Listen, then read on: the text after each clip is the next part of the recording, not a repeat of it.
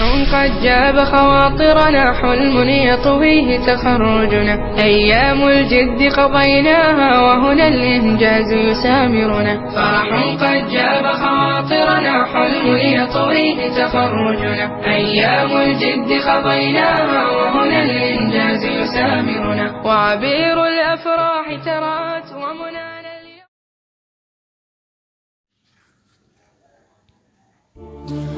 Assalamualaikum warahmatullahi wabarakatuh.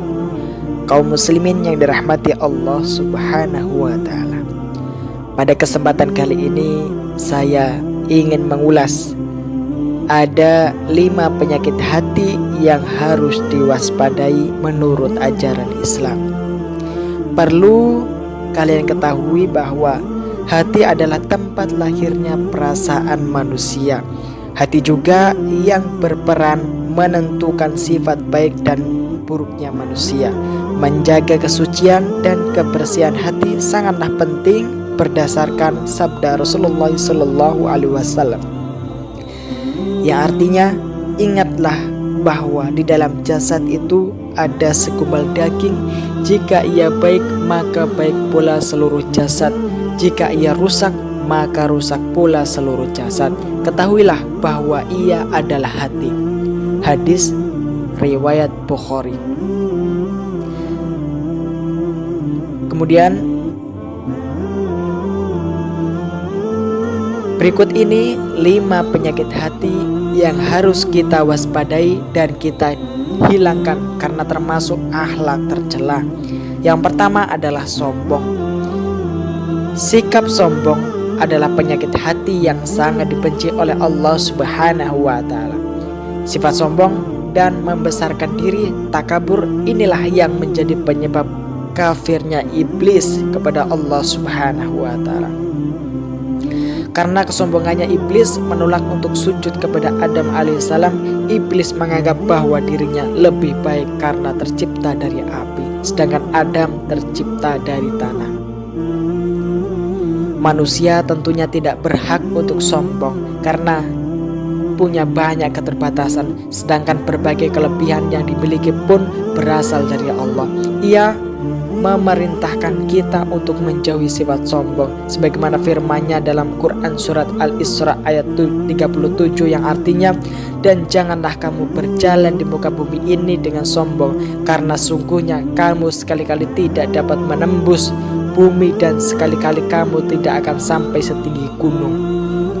Kemudian yang kedua adalah ujub. Ujub merupakan penyakit hati yang akan membawa seseorang kepada kesombongan. Ujub artinya takjub kepada diri sendiri dan merasa bangga dengan suatu yang dimiliki. Rasulullah SAW bersabda, 3 hal yang membawa pada jurang kebinasaan. 1. Tamak lagi kikir. 2. Mengikuti hawa nafsu yang selalu mengajak pada kejelekan. Dan ujub takjub pada diri sendiri. Hadis riwayat Abdur Razak. Kemudian yang ketiga adalah hasad. Hasad atau iri dan dengki adalah perasaan tidak suka yang timbul pada hati seorang apabila melihat atau mendengar kebahagiaan yang dirasakan orang lain. Penyakit hasad ini harus segera dihilangkan karena segala yang diperoleh masing-masing orang tidak atau sudah ditentukan kadar atau ukurannya oleh Allah Subhanahu wa ta'ala. Penyakit hasad dapat mengikis pahala amal soleh, sebagaimana hadis Nabi Muhammad SAW sebagai berikut: waspadalah terhadap hasud, iri, dan dengki. Sungguhnya hasud mengikis pahala-pahala sebagaimana api memakan kayu. Hadis riwayat Abu Dawud. Kemudian yang keempat, bakhil atau kikir. Sifat bakhil ini menyebabkan seorang merasa kekurangan dan takut akan kehabisan harta, sehingga tidak mau memberikan sedikit hartanya kepada orang yang membutuhkan. Sebagaimana firman Allah dalam surat Ali Imran ayat 180 yang artinya, sekali-kali janganlah orang-orang yang bakhil dengan harta